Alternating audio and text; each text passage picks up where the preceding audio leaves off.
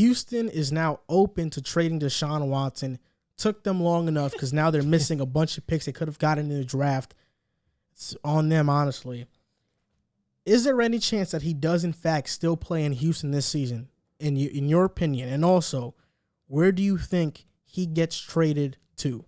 I don't think so. I think Deshaun isn't stupid. I think looking at the team, he realized this isn't a win situation, and being as how they have handled his whole situation, handled his arrival, handled the way that he was gonna retire, and they was gonna talk about he wasn't gonna get paid. Just the whole situation, it was just pretty messy. And I feel like Deshaun Watson, even his agent is telling him there's no point in staying here. Houston's not the place for you. Now looking at the teams he can go to, obviously Denver would be the best spot. They have all the talent in the world. Him going to Denver puts him definitely in the AFC, at least in the AFC Championship conversation. You know what I'm saying? Denver, the defense is there.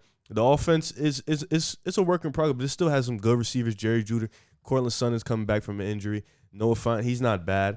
So it's a good team. But I think Denver, obviously I could be a homer and say my Philly boys come to Philly, but I think the best chance to win is Denver. I mean, low-key, if the Giants were to trade Daniel Jones and some picks, the Giants would be a good destination for him too. But I think Denver would probably be the best option. I might sound crazy here, but I don't think he gets traded.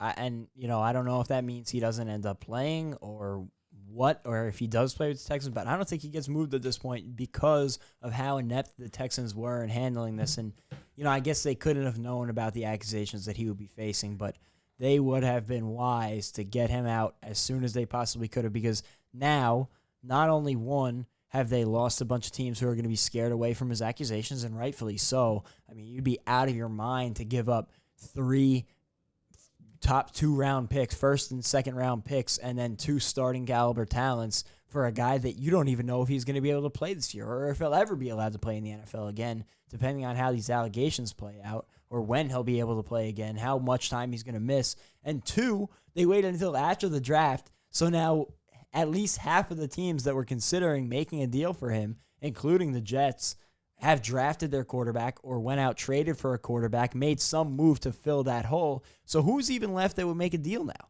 The Eagles potentially, the Broncos, the Dolphins, and all of those teams seem to be going into camp confident in one of their guys that they have. So they have overplayed their hand. They didn't know when to fold.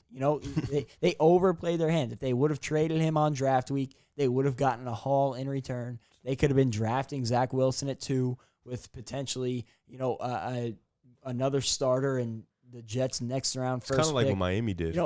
They would have gotten a huge haul in return, and now I don't think they're going to be offered that. And I think they're going to continue to hold out until they get a deal that they think is reasonable, and they're going to hope and pray that this case with Deshaun Watson gets settled, and hopefully next year they could have the same lottery. The 2 teams on my mind are the Eagles and the Dolphins. There have been reports that have said that the Eagles are they have a 90% chance of getting Watson.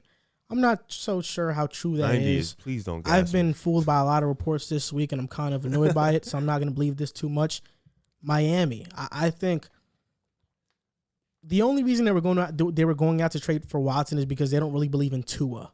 And I think if the opportunity is there, they'll jump on it. Truthfully, I think Deshaun Watson is that great. They would jump on it.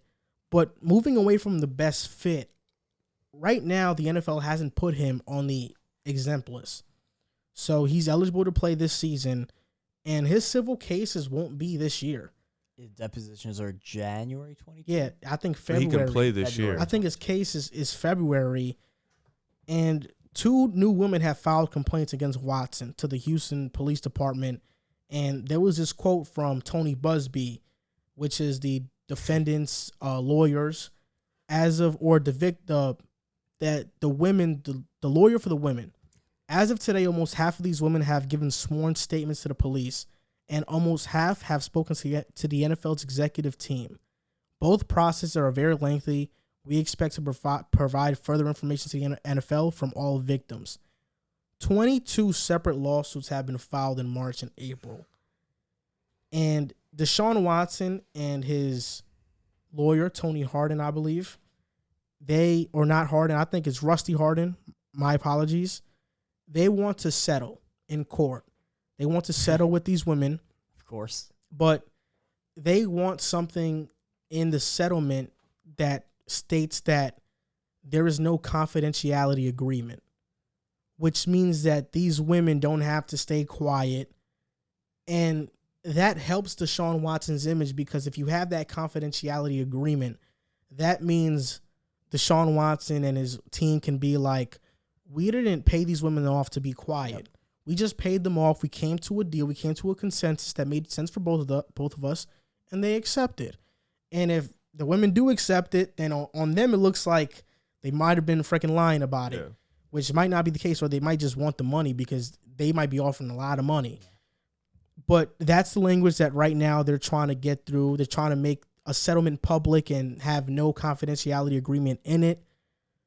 For me, as messed up as it sounds, I don't think this is scaring away any team from trying to trade for him.